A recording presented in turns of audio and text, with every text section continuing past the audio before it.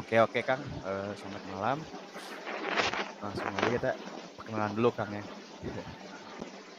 Ya, mungkin dari saya pertama ya. Perkenalkan nama saya Amanda Boleh, Yudo. boleh, boleh. Saya kelas 1A Administrasi Bisnis D3 ya. Di sini saya yang bakal bantu wawancara saya. Dan selanjutnya ada teman saya, Rio dan Alia. Ya, silakan dari Alia dulu ya. Halo Kang, selamat malam. Ya, selamat malam. Kenalin, aku Alia Salma dari Prodi D3 Administrasi Bisnis. Sekelompok kita sekelompok bertiga gitu. Rio. Oke, selamat malam juga Kang. Perkenalkan, nama saya Rio Akbar Fadila dari 1A BS juga, D3. Sekelompok sama Amando juga gitu. Sudah pasti. Mungkin dari Akangnya perkenalannya. Oke.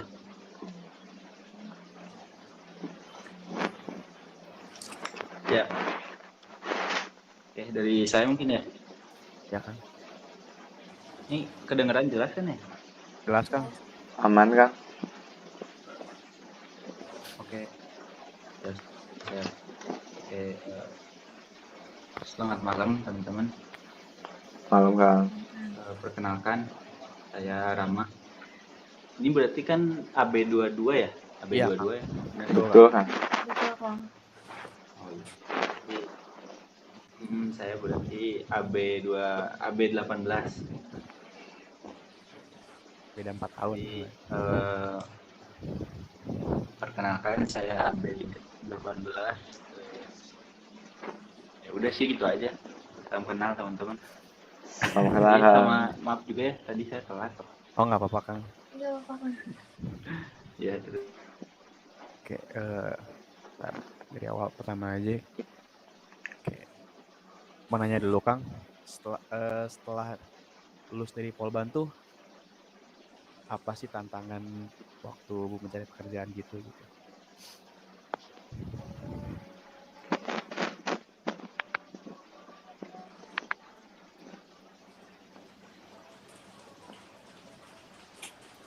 Gimana dok? Ini Kang, setelah lulus dari Polban itu tantangannya dalam dunia kerja itu gimana? Kayak cari kerjanya, kayak wawancaranya, kayak gimana sih Kang?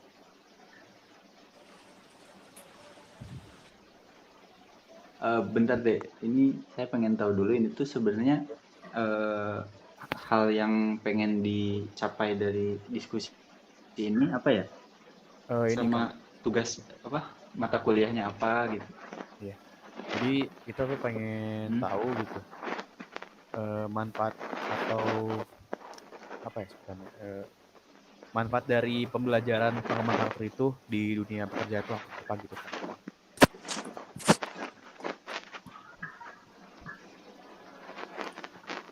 Ya. Kalau di AB itu pengembangan karakter tuh mata kuliahnya namanya pengembangan karakter gitu ya? Iya Kang. Oh iya Betul. karena ganti dosen juga mungkin ya. Oh, mungkin dulu namanya pengembangan diri Kang ya. Ya kalau dulu pengembangan diri Pak dosennya Pak siapa? Pak Sri. Iya. Masih ada kan ya Pak Sri? Masih ngajar? Masih Kang masih ngajar pengembangan diri. Kalau di kita diganti Oh sama masih. masih Pak. Memang kalau pasti sekarang ngajarnya Iya. D4 aja. Oh iya. Ya dulu saya sama Pak Sri pengembangan diri sih. Mungkin kalau yang namanya pengembangan karakter tuh karakter building tuh UPW ya kalau nggak salah dulu. Ada juga. Iya, PW juga ada ya. Ya. Oke lah. Jelas mungkin kalau dari tujuannya berarti untuk matkul pengembangan diri ya. Nah, tapi mau nanya lagi satu kali lagi nih. Ya Kang. Yang dibahas di pengembangan karakter ini apa ya? Maksudnya kayak kalau dulu kan ada pembahasan buku apa gitu. Kita ngebedah buku apa gitu. Oh iya, Sekarang sama kan ada kita juga. Dari buku juga sama, mungkin dari yang sebelum-sebelumnya juga. Kalau untuk sekarang tuh dari apa sih kayak dampak dari buku Seven Habits. Seven Habits. Oh iya Seven Habit berarti masih sama ya Sama Kang. Seven Ada. Habit. Ya. Oke deh. Oke deh, dijawab ya tadi yang pertama. Oh, iya. Di setelah lulus gitu. Apa tadi? Pertanyaannya teh lebih ke Tantangannya kayak gimana? tantangan ya? Iya. Ini tantangan. Mungkin ini cerita sedikit dulu ya. Jadi kan sebenarnya kalau bicara tantangan tuh biasanya beda-beda tiap angkatan ya. Tergantung dari kondisi waktu itu juga. Dan dulu tuh kondisi kita tuh pas mau lulus pandemi kan. Jadi mungkin kendalanya tuh berbeda sama angkatan-angkatan yang di atasnya. Terus juga bisa jadi beda sama angkatan-angkatan di bawahnya gitu. Misalkan yang paling muda sekarang baru lulus kan AB19 ya. B20 kan belum lulus tuh. Nah, Ya. jadi 2018 waktu itu tantangan yang pertama pastinya pandemi karena kita kan D3. Jadi D3 tuh belajarnya cuma 3 tahun ya. Enggak 2,5 tahun lah. Nah, 6 bulannya lagi biasanya ikut TA atau sama PKL gitu. KP. Jadi 2,5 tahun. Nah, sedangkan kalau angkatan saya tuh baru 1,5 tahun udah pandemi kan. Baru 1,5 tahun. Jadi 1,5 tahun ke depannya tuh online gitu. Nah, itu tantangan yang pertama tuh online-nya. Jadi materi-materi yang harusnya diajarkan secara offline ada prakteknya, kita nggak ada tuh, ada praktek secara langsung di kampus gitu. Terus komunikasi juga antar teman-teman jadi agak berkurang. Itu tantangan yang pertama pandemi lah. Nah, setelah mendekati mau lulus itu kan kita ada PKL, ada TA. Bahkan PKL-nya pun dianjurkan secara online gitu. Meskipun pada akhirnya jarang banget ada orang yang PKL-nya tuh online. Kalau nggak salah dulu di kelas juga cuman saya aja yang PKL-nya online, yang lainnya tuh rata-rata masih offline gitu. Jadi masih jarang lah gitu ada PKL yang online gitu, yang bisa nge-provide kita untuk tetap PKL meskipun secara online. Jarang dulu tuh karena masih baru juga kan pandemi. Jadi terus sampai akhirnya pas mau lulus yang paling berat sih nyari kerjanya sih kalau dulu ya. Dan yaitu jadi salah satu tantangan paling besar yang benar-benar dihadapi itu pas lulus nyari kerja itu sulit gitu. Ketika orang-orang di PHK, orang-orang di cut, kita nyari kerja gitu kan susah. Tapi ya namanya juga apa ya, hidup gitu, pasti ada tantangannya. Dan kalau kita mau usaha, kalau kita mau berusaha mah pasti ada jalannya gitu ya, meskipun kadang-kadang dibumbui dengan keberuntungan juga gitu. Nah, kalau yang sesuai ya, kalau yang saya baca tuh di Seven Habit ada yang namanya proaktif ya, ya gak?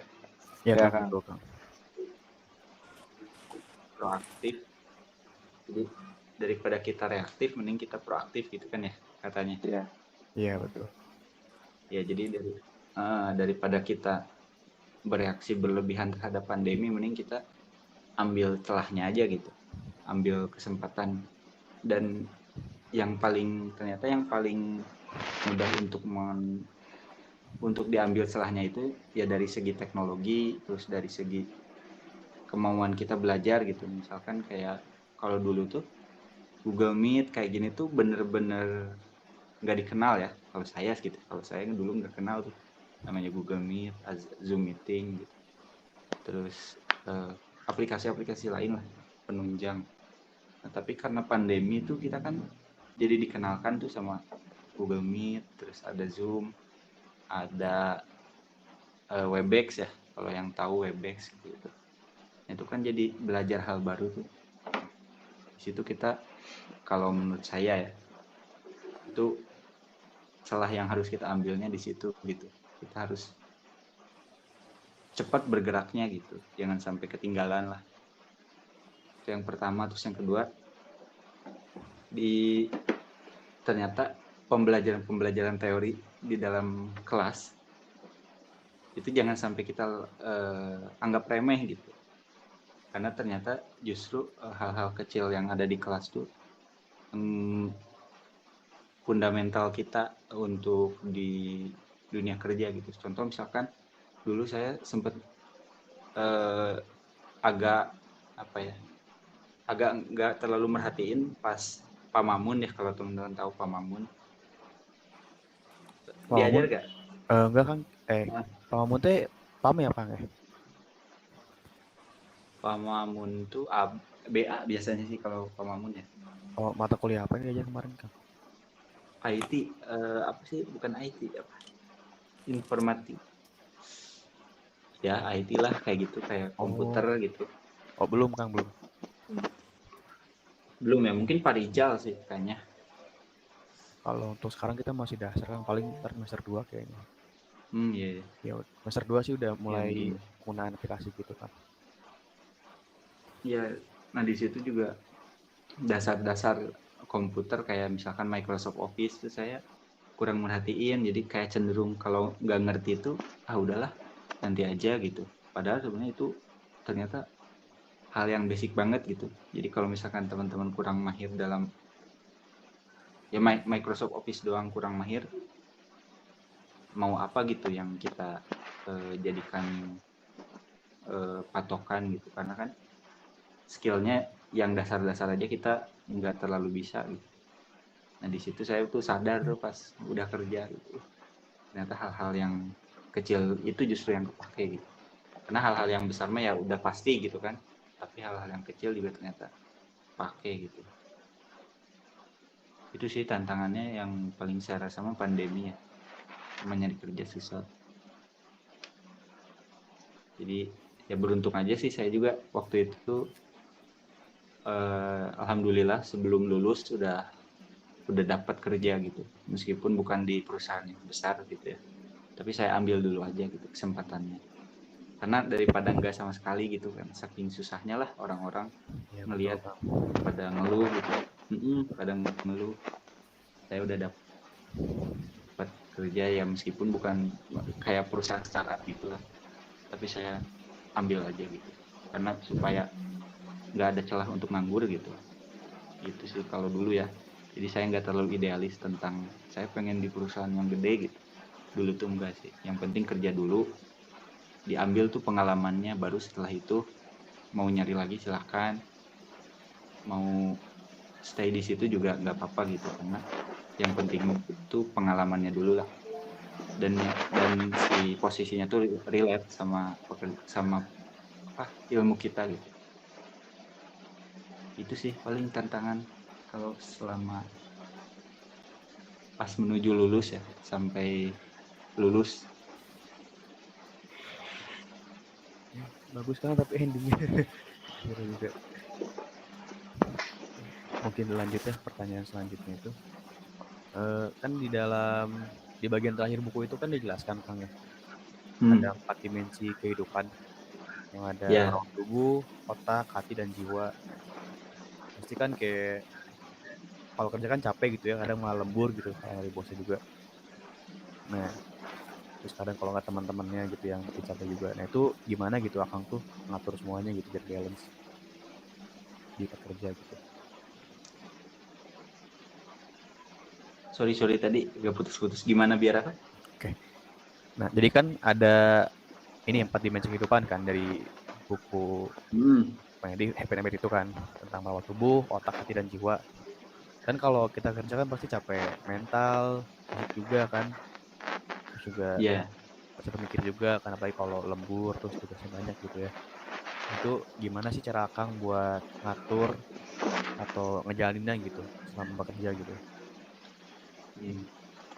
Ya. Ini mungkin ini yang saya juga belajar ya. Jadi maksudnya masih belajar juga gitu. Tapi kalau misalkan lihat dari faktanya gitu ya, eh, lingkungan di sekitar kita itu kan mempengaruhi kita, terus hubungan-hubungan kita sama orang lain juga mempengaruhi gitu. Jadi tadi kayak misalkan pikiran kita, hati kita, terus tubuh yang bekerja gitu kan. Nah, beberapa akhir-akhir ini mungkin ya, saya juga sempat mikir tuh caranya gimana supaya tetap fokus gitu. Teman-teman pernah gak sih kalau misalkan kayak ada orang yang ngedelek ya, misal ngedelek nih orang, terus teman-teman kepikiran gitu kayak kenapa ya saya didelekin gitu, dan itu mengganggu pikiran teman-teman sehingga teman-teman gak fokus. Pernah gak sih kayak gitu? Iya sering banget tuh, kepikiran banget Ya pernah. sering banget ya. Jadi nggak fokus Ya sama mungkin ngapain. sempet ya. Iya. Maksudnya, dan orang-orang hebat di dunia itu kadang biasanya yang saya lihat ya, udah bisa ngendaliin hal itu gitu, udah bisa ngendaliin supaya hal-hal yang ada di luar tubuh mereka, yang hal-hal yang sebenarnya nggak perlu mereka pikirkan terlalu dalam tuh nggak mengganggu fokusnya. Contoh misalkan kalau pemain bola tuh Ronaldo sama Messi misalkan. Nah mereka tuh kan banyak tuh kayak misalkan rumor-rumor negatif tentang keluarganya, tentang apalah pokoknya kehidupannya direcokin aja gitu sama media misalkan. Nah itu tapi sampai saat ini mereka udah hampir pensiun gitu ya, mereka tetap jadi panutan gitu, tetap performanya tuh tetap nggak berkurang gitulah. Nah itu kan berarti ada hal-hal yang mereka udah bisa kendalikan gitu. Nah jadi kalau menurut saya sih itu yang paling penting tuh itu dulu, gimana cara kita mengendalikan fokusnya kita dulu. Jadi hal-hal yang sebenarnya kita nggak perlu pikirin tuh kita sebisa mungkin jangan sampai mengganggu lah gitu. Kayak contoh misalkan sikap orang ke kita ngedelekin kayak gitu, coba untuk supaya kita kendaliin dulu lah gitu diri kita. Karena kalau misalkan kita belum bisa ngendaliin hal-hal yang kayak gitu aja, itu nggak akan bisa fokus gitu. Makanya nanti bakal lebih cepet capek. Paling kalau saya biasanya sih lebih ke solusinya tuh prioritas aja gitu, manajemen prioritas. Misalkan dimulai dari pagi-pagi banget gitu. Karena kan hidup kita mulainya dari pagi ya. Jadi kalau malam itu ya kita harus udah siap-siap buat besok gitu. Nah, tapi hari itu dimulainya dari pagi gitu. Jadi teman-teman sebisa mungkin jangan kehilangan momen di pagi-pagi hari itu gitu. Misalkan kita target bangun jam 4 ya. Kan target bangun jam 4. Kalau misalkan teman-teman kasih target tuh, kalau misalkan bangunnya lebih dari jam 4 berarti kita secara tidak langsung udah kehilangan momen gitu, udah berantakan dari awal gitu. Nah, coba di maintain kebiasaan itu gitu kalau menurut saya. Jadi di pagi harinya dulu aja gitu, supaya bisa fokus gitu, supaya nanti pas udah sore, udah malam tuh nggak terlalu capek lah, karena dari paginya juga kita udah teratur gitu, udah semua pekerjaan, semua rencana tuh udah teratur dan udah bisa dicapai gitu pas sore hari gitu. Bayang gak sih maksudnya bangun jam 4 nih, misalkan sholat, terus olahraga dulu sebentar, habis itu makan, terus berangkat berangkat kuliah. Nah itu kalau misalkan rutin dilaksanakan setiap hari tanpa telat ya, kalau menurut saya itu awalnya udah bagus ya, untuk supaya bisa mengelola aktivitas selama sehari lebih baik gitu, dan juga supaya kita bisa fokus dan nggak terlalu capek banget lah gitu. Iya sih, jadi kayak lebih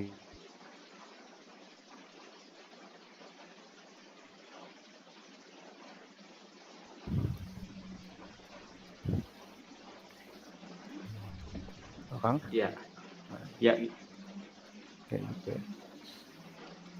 Saya juga gitu sih Kang, kayak kalau udah telat tuh udah kayak bete gitu seharian tuh udah malas kuliah gitu. Ya jadi hindari kalau bisa mah jangan telat gitu. Pokoknya pagi-pagi tuh harus benar-benar clear aja gitu. Nanti insya Allah siang sorenya udah mengikuti juga lah. Kalau pagi-paginya udah telat, udah males-malesan, udah kesananya juga akan benar gitu. Itu sih yang saya rasain mah. Tapi ini Kang, misal kalau dari Akang tuh paginya tuh telat nih. Nah, buat Akang tuh cara apa ya, mengatur atau mengontrol diri itu biar tetap semangat tuh gimana Kang? Biar kayak tetap stabil gitu hari-harinya itu biar kayak sama kemarin-kemarin gitu. Iya. Kalau misalkan emang ternyata telat ya, biasanya kalau saya tuh berarti nge-skip aktivitas yang nggak terlalu bermasalah kalau nggak dilakuin gitu. Contoh kalau saya target biasanya bangun jam 4 ya. Misalkan saya telat nih 20 menit, berarti kan ada hal yang harus saya skip tuh supaya waktunya tetap gitu. Biasanya saya misalkan skipnya skip olahraga misalkan, kayak ya sekedar peregangan gitu mah coba di skip sehari gak apa-apa lah gitu. Yang penting nanti aktivitas selanjutnya bisa normal lagi gitu. Itu udah rutin saya lakukan selama setahun lah. Jadi masih belajar juga gitu. Itu kayak gitu. Jadi misalkan wah telat nih, udah langsung mandi aja, sholat, makan, nge-skip satu aktivitas yang sebenarnya nggak terlalu mendesak lah kayak gitu. Atau misalkan makan ya, misalkan saya nge-skip makan, berarti saya beli makan di jalan sambil berangkat kerja gitu aja sih paling untuk supaya ngeriset lagi waktunya ke sesuai dengan jadwal. Itu kalau manajemen waktunya ya. Berarti lama tuh yang kebangun kayak gitu ya. Kayak soalnya juga dulu kayak gitu Kang, kayak bangun kayak telat terus ngasih olahraga. Itu seru jadi malah olahraga lagi gitu. Waktu udah rajin kita. Makanya itu sih jangan sampai kehilangan momen, karena kalau udah satu kali dua kali hilang nanti susah lagi ngebangunnya. Tapi gak masalah juga sebenarnya. Misalkan saya biasanya alarm tuh ada berapa ya, ada mungkin pagi itu ada 6 alarm, yaitu kayak misalkan alarm bangun, terus 10 menit kemudian alarm olahraga, 10 menit kemudian dia sholat misalnya kayak gitu tuh. Gak apa-apa pasang dulu aja, karena masalah bangunnya mah ya cuma nanti juga kebiasaan kan, karena udah terlalu sering dibangunkan sama alarm, nanti juga bangun sendiri. Jadi yang penting mah niatnya dulu sama alarmnya dulu. Misalnya urusan bangunnya mana selesai pelan-pelan itu sih. Iya, masuk. Harusnya kayak gitu. Oke, mungkin pelan-pelan selanjutnya Kang ya. Mulai dari kalian. Boleh.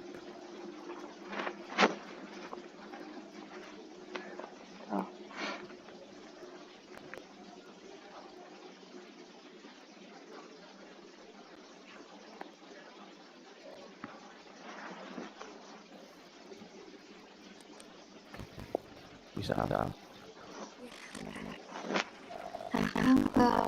Yang di buku tuh ada bagian mewujudkan disiplin itu penting ya bagi diri kita. Terus kalau di kehidupan kerja tuh ada gak sih Kang hambatan buat mewujudin disiplin? Kayak kalau mewujudkan kebiasaan itu gimana hambatannya dan cara mengatasinya tuh?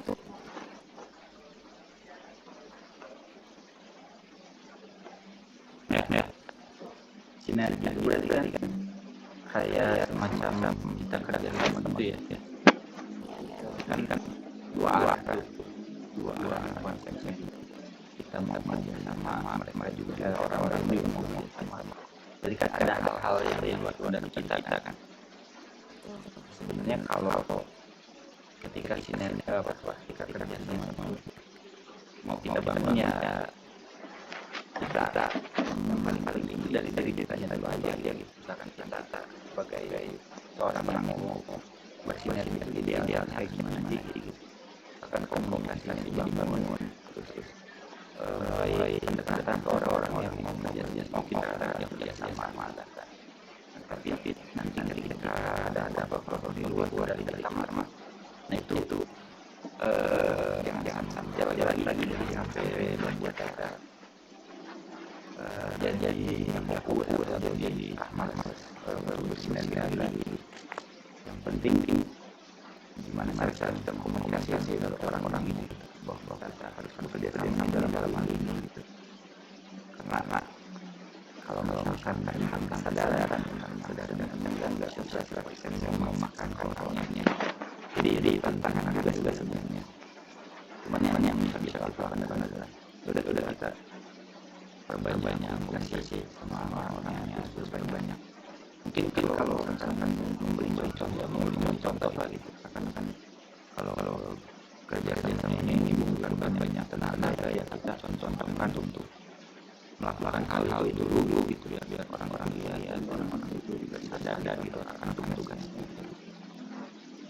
Jadi kalau rumah kayak dari kampus itu nggak perlu iman lah istilahnya, iman. Kalau kamu mau pikir-pikir gimana atau bermanfaat, jadi kita lakuin aja.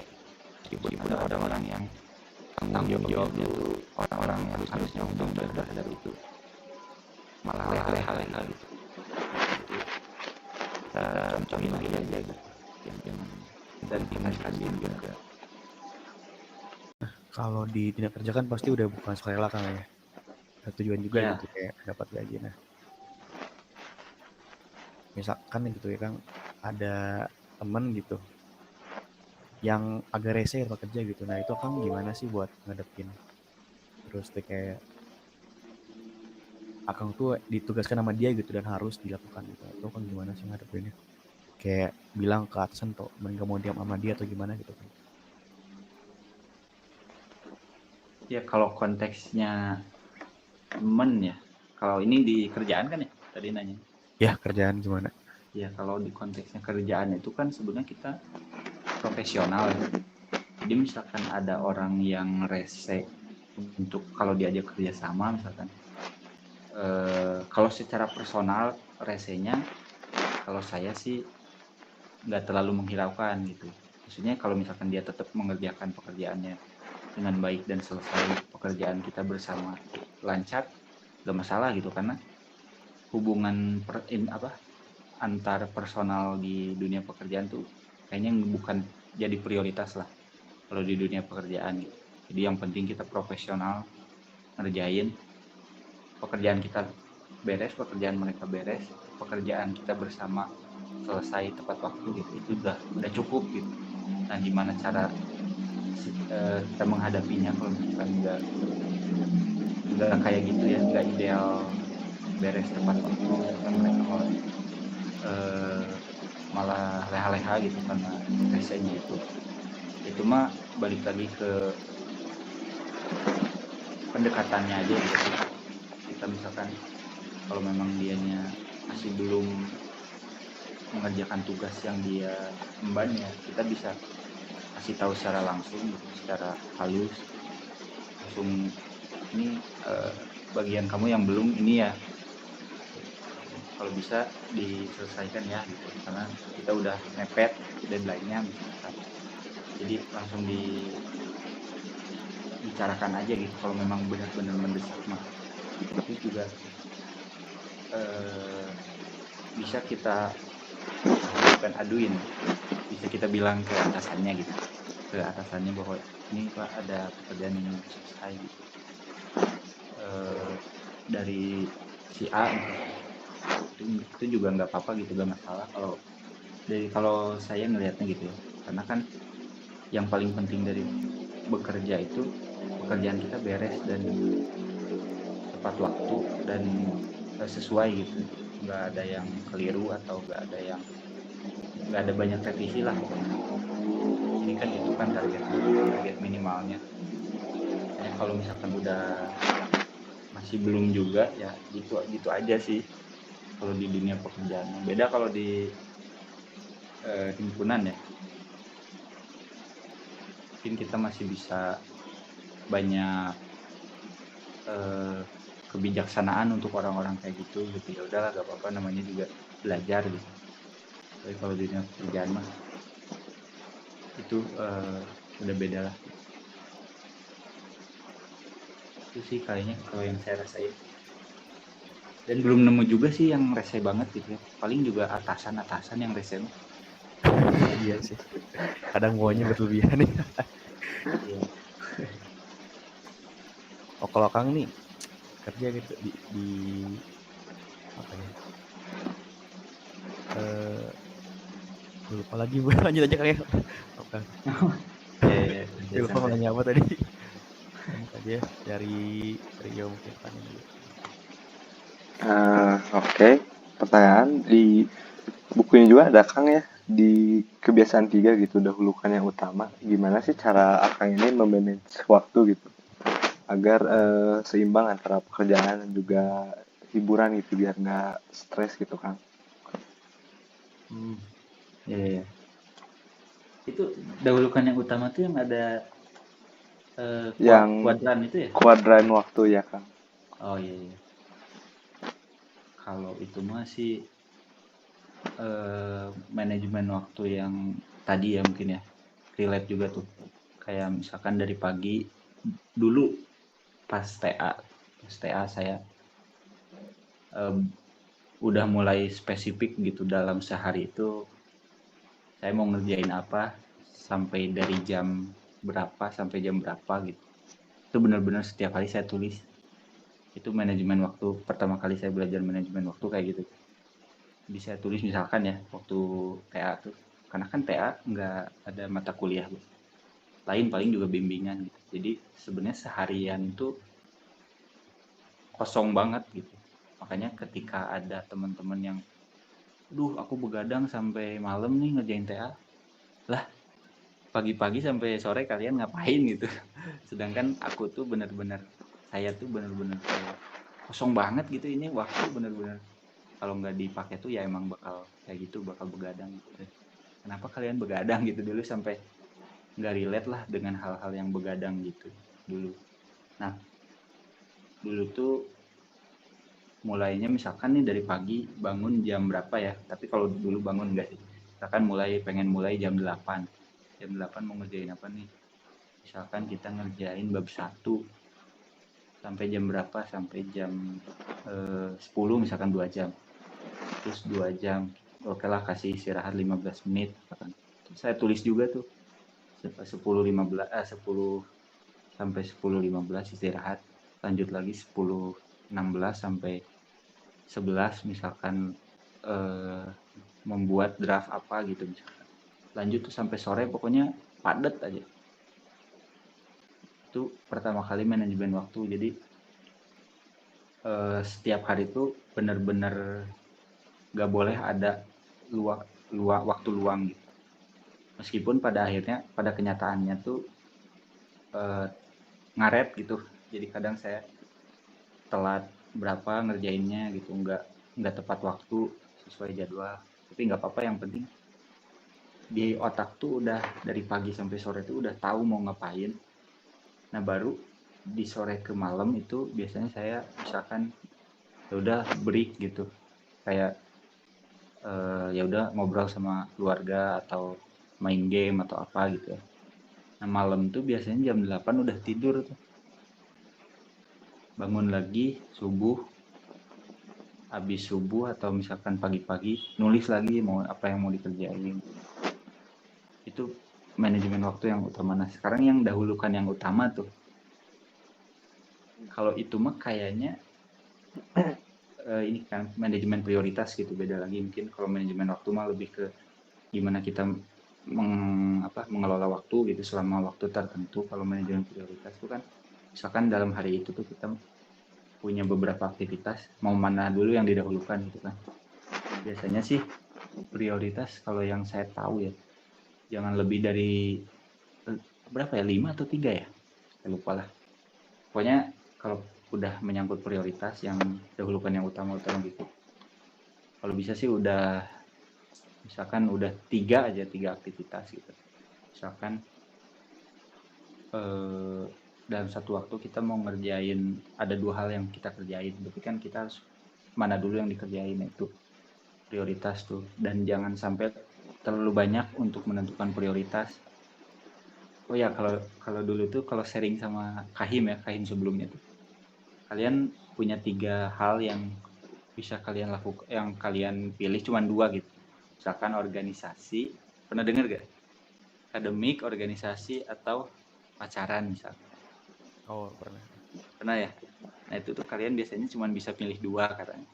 Kalau kalian mau aktif organisasi sama akademik, biasanya susah pacaran katanya. Tapi kalau misalkan akademik sama pacaran, biasanya susah tuh organisasi. Pasti mangkir terus katanya. Atau kalau misalkan mau pacaran sambil organisasi, ya akademik biasanya lupa gitu. Nah itu salah satu manajemen prioritas yang diajarkan juga dulu tuh. Dan dulu juga sempat ngerasain dimana saya pengen fokus ke yaudah organisasi sama akademik lah gitu. Jadi dulu sempat ada beberapa waktu gitu jomblo, tapi nggak apa-apa lah. Yang penting kita udah menentukan prioritasnya gitu. Kayak gitu Betul, sih kan? dulu. Ya, jadi jangan, kalau bisa mah prioritas 3 aja lah. 3 tuh udah susah kayaknya. Itu sih kalau dari manajemen waktu mah sebisa mungkin runtut ya. Kalau teman-teman emang orangnya runtut gitu. Terus kalau yang manajemen prioritas ya ada hal-hal yang jadikan prioritas tapi jangan terlalu banyak gitu. Terus juga kan ada kuadrannya kan. Nah itu pakai tuh yang mendesak, yang penting mendesak, penting tidak mendesak gitu kan. Iya, betul, Kang. Nah itu pakai aja. Misalkan deadline tugas minggu depan, itu penting kan, tapi nggak terlalu mendesak lah untuk sekarang. Kita bisa lakukan aktivitas lain dulu gitu. Kayak gitu-gitulah, itu mah lebih ke penyesuaian dengan aktivitas teman-teman masing-masing sih implementasinya. Oke. Mungkin ini tadi ke ini ya, balik ke pertanyaan yang ini tentang sinergi ya. Nah, Kang tuh gimana sih cara ngadepin bos yang kayak rese gitu? Terus lebih ke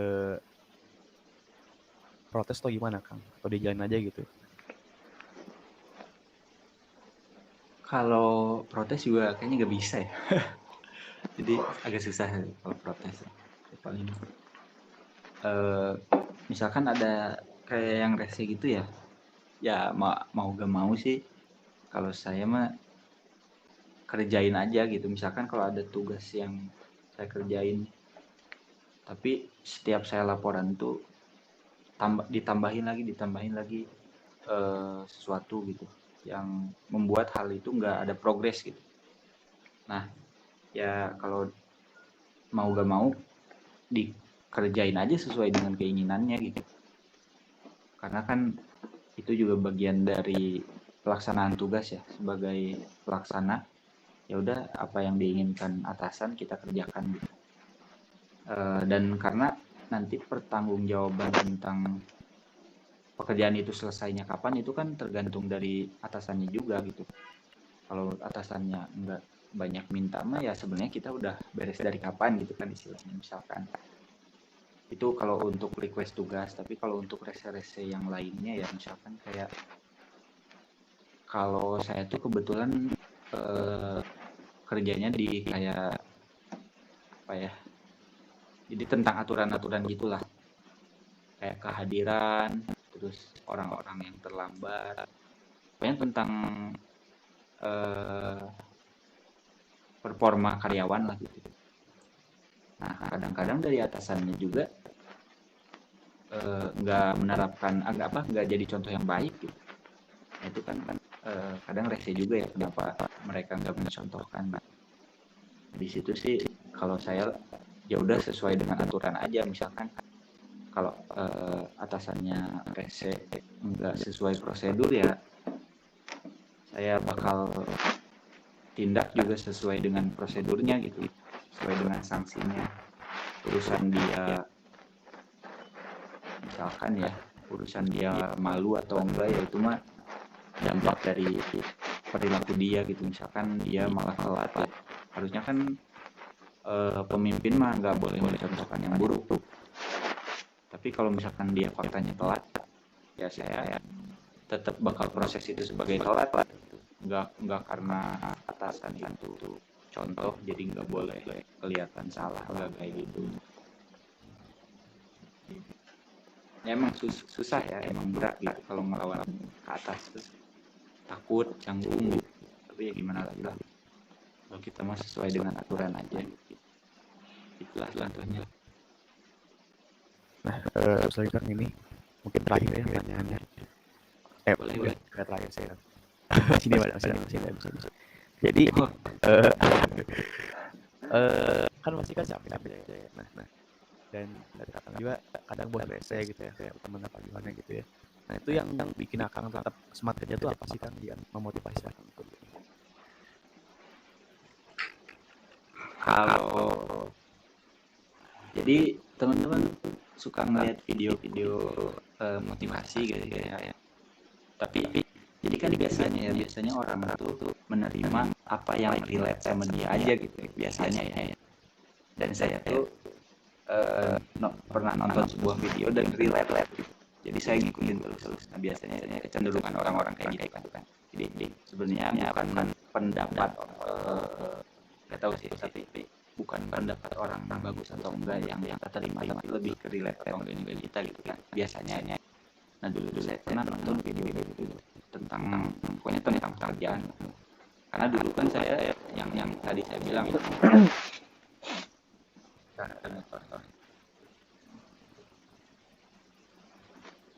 karena kan tadi saya bilang ya saya nerima dulu kerjaannya ada gitu. Tapi sebenarnya saya juga punya cita-cita posisi yang saya pengenin. Nah posisi yang saya pengen dulu saya kaji dari diri saya, dari keinginan saya sebenarnya pengen jadi mana sih gitu. Karena dulu saya dapatnya di perusahaan IT ya, kayak proyek IT itulah, jadi bergaul sama orang-orang sistem informasi, orang-orang informatika. Jadi aku pikiran bahwa wah kayaknya saya pengen switch karir jadi orang-orang yang mengelola produk software gitu. Dulu sempat pikiran pengen kursus, kalau teman-teman tahu udah ya. tahu nggak itu juga pernah baik. Saya juga dulu sempat tuh yang mengikutkan belum manajemen kan. Pas dilihat khusus yang aslinya itu lumayan mahal kan. Kalau jelas gitu. Tapi saya pengen juga ke sana karena apalagi gaji gini juga misalnya nabung nyicil gitu. Sempat berpikir sih, tapi ternyata saya gitu. Oh ternyata saya sebenarnya pengen nyari hal yang kebetulan ada lowongan, kebetulan ada lowongan, saya ngelamar tuh. Nah akhirnya sekarang alhamdulillah di jadi pekerjaan yang sekarang yang saya inginkan. Makanya apapun yang terjadi gitu, misalkan lelahnya, capeknya, ngadepin orang-orang yang gimana, masih motivasi dari diri kuat gitu. Jadi apa-apa risikonya saya jalan karena itu tadi udah makan sama motivasi yang dari video itu gitu. Ya kalau punya cita-cita harus dikejar. Dan kalau misalkan kita udah senang sama kerjaannya, apapun yang jadi kita bakal terkonsisten dan gitu. Nah itu tuh yang saya bilangnya gimana cara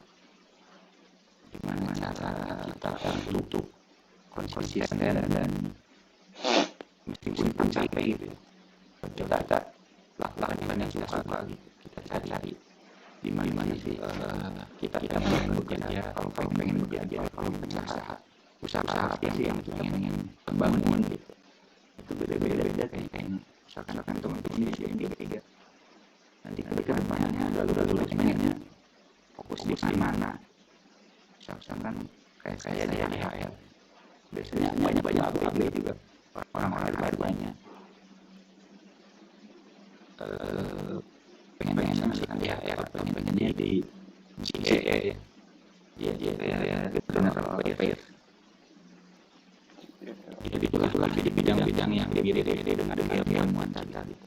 Atau misalkan ada yang jadi sekretaris gitu kan, kalau cewek kalau cowok apa yang ada jarang sih. yang nyari cewek gitu.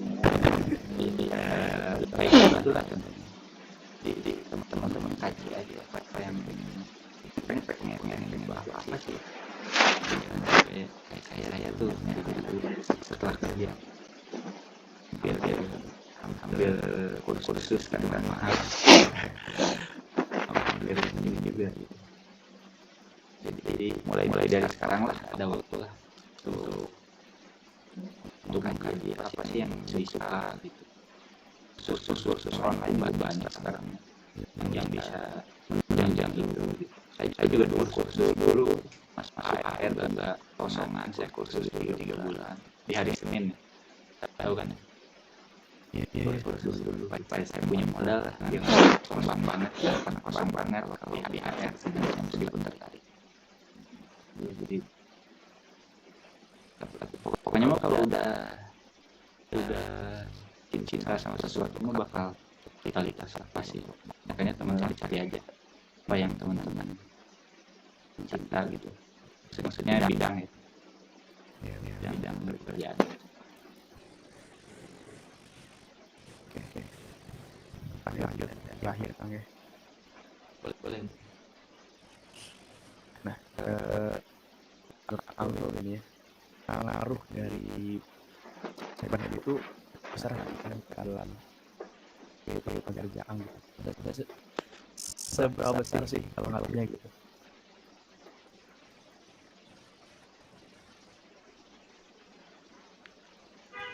Seberapa besar ya?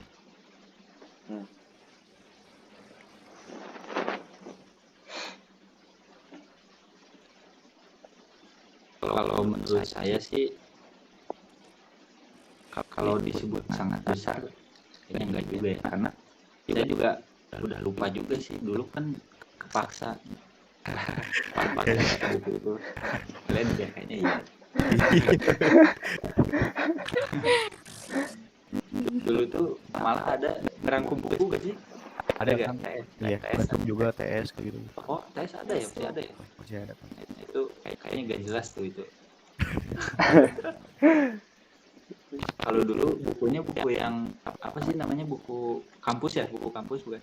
Betul kan. Masih berarti. Nah dulu tuh kalau saya dirobek tengahnya tuh biar tipis. Saya males banget. Trik ya. Pokoknya bahkan dulu saya sempet ya, ini mungkin jangan ditiru juga, tapi kayaknya gak ketahuan juga sih, gak diperiksa.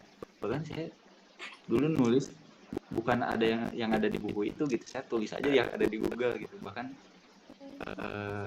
saya sempat naruh tebak-tebakan gitu kan, TTS ya, TTS tebak-tebakan di situ. Kayaknya nggak dicek, jadi saya bercanda di dalamnya juga nggak ketahuan gitu. Iya sih, bener sih kayaknya, iya sih. Ya coba aja gitu, misalkan teman-teman, saya mau kasih guyonan di dalam gitu, kalau nggak kebaca berarti emang nggak dibaca. Terus sampai tipis banget tuh bab kampusnya tuh, pernah dirobek 3 atau 5 ya kalau bisa teman-teman tuh. 3 itu kan berarti 6 ya, 6 lembar berarti kan. Iya, 6 lembar. Tipis banget. Ya, tipis. Terus udah nggak karuan pokoknya tulisan. Awal-awal mungkin iya bagus tulisannya, warna-warni. Pas ke belakang mah udah pulpen aja, pulpen gitu. Udah konsisten. Udah males banget.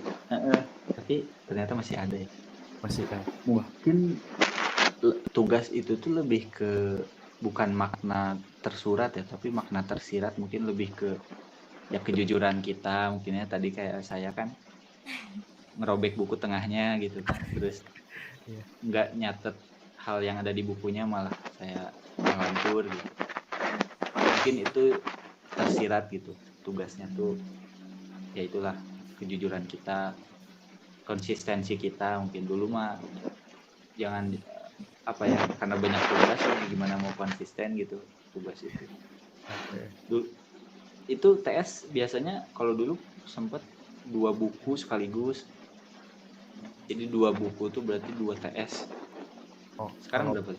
Pak Malik mah ini Pak Kang lebih apa ya? Agak beda gitu. Jadi kita tuh ngebahas satu buku tuh dikaji selama berapa ya? Kira seminggu gitu. Jadi per minggu tuh dua bab gitu. Jadi nggak terlalu kayak Pasri. Cuma tetap juga gitu. Kadang ada maunya aneh-aneh gitu. Kalau tugasnya kurang tambahin tugas lain gitu. Kalau Pak Malik tuh. Iya. Itu juga sebenarnya saya belum nemu maksudnya sih tugas-tugas itu, tapi mungkin ya yang tersirat-sirat kayak gitulah, kayak kejujuran, konsistensi, terus kayak resiliensi kita gitu, ketahanan kita. Itu kan lumayan menguji ketahanan ya, nulis terus gitu. Dulu tuh saya memang yang jadi batu sandungan IP itu pengembangan diri dulu. Saya dapat C, dapat B, Pengembangan diri. terus ada yang dapat D, kacau gitu. Pokoknya tapi ada. Oh Kang, apa sih dampak dari foto sama ular dan naik flying fox ada nggak dulu? Apa? Foto sama ular dan naik flying fox dulu ada nggak? Oh iya, kalau yang Itu kalau apa yang tuh? Flying Fox itu belum, nggak ada ya kalau nggak salah dulu tuh, entah gak jadi atau emang nggak ada ya di angkatan saya. Tapi kalau foto ular ada tuh, benar. Nah itu kayaknya lebih ke keberanian sih kalau yang foto ular ya, maknanya gitu. Karena kan pengembangan diri, keberanian gitu. Karena emang ngeri juga sih foto sama ular, apalagi ular yang nggak terlalu gede tuh. Biasanya ular yang nggak terlalu gede lebih kayak agresif aja gitu. Berbisa gitu kan ya, kecil-kecil. Kayak kepalanya tuh pas kita foto tuh gerak-gerak itu mendekati kita. Itu kan ngeri ya. Iya. Dibanding yang misalkan sebetis ada tuh. Kalau saya fotonya sama yang sebetis karena dia lebih diem. Mungkin berat juga mungkinnya dia si ularnya gitu. Jadi lebih diem, jadi saya juga lebih santai gitu. Terus ada teman saya yang fotonya tuh sama yang cuman selengan aja gitu si ularnya. Nah itu mah lebih kayak kepalanya tuh ngedeket ke kepala terus menjalar ke dada kayak gitu. Ngeri juga. Ya, itu keberanian sih kayaknya itu. Karena jujur saya juga takut kok sama ular. Siapa yang nggak takut ya? Iya. Nah setelah foto tuh jadi ada perubahan nggak? Belum berarti. Kayaknya tentang keberanian juga sama aja sih kayaknya. Tapi mungkin maksudnya kita pernah mencoba hal baru lah setidaknya gitu. Iya. Yang sebenarnya kalau misalkan nggak dipaksa mah kita nggak lakuin gitu. Itu sih makna. Terus yang buku yang Seven Habits itu apa ya? Yang paling gitu mah kalau saya ya proaktif sih itu yang tadi. Karena itu susah banget kayaknya. Misalkan perkara hari ini hujan juga kadang kita bereaksi berlebihan itu hujan. Misalkan cucian jadi nggak kering gitu misalkan ya. Kalau saya kan nyuci ngekos. Nah, perkara hal itu aja kita bereaksinya berlebihan gitu.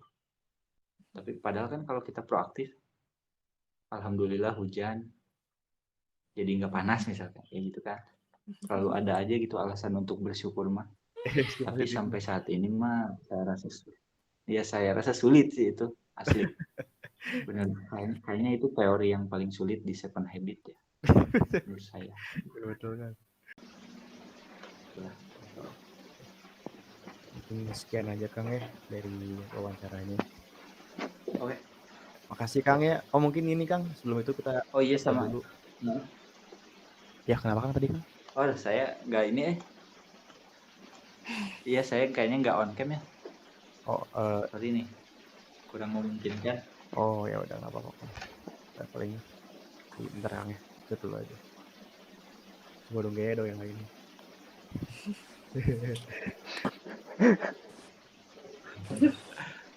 Tuh, dua. Ini pada rapi-rapi ya tuh. Harus Kang ini. KN banget pokoknya mah, KN banget.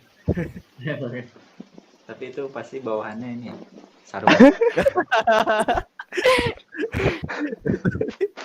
Iya betul. Betul banget kan. Aduh. Ya dulu juga waktu online saya gitu sih, celana boxer aja gitu kalau atasannya doang dulu. Iya deh. Oh iya, sama satu lagi ini saya mau minta maaf ya, tadi telat. Oh iya nggak apa-apa kan. Ya nggak apa-apa kan. Iya. Nggak Kan apa-apa. kita juga yang butuh Kang di sini juga. Ya. Ya, soalnya saya biasanya malu kalau telat. Oh. Mungkin karena sudah terlatih untuk rajin. Ya malu aja sih kalau telat. Jadi minta maaf lah. Nggak apa-apa kan. Ya, makasih Kang ya atas waktunya. Maaf juga kalau Oke, ada oke. salah kata atau menyinggung dari kita juga Kang ya. Makasih juga udah membantu Ya, kita siap, buat tugas PKI ini. Sekian kami kan Kang ya. Wassalamualaikum warahmatullahi wabarakatuh. Makasih juga. Makasih Kang. Waalaikumsalam warahmatullahi wabarakatuh. Teman-teman, makasih.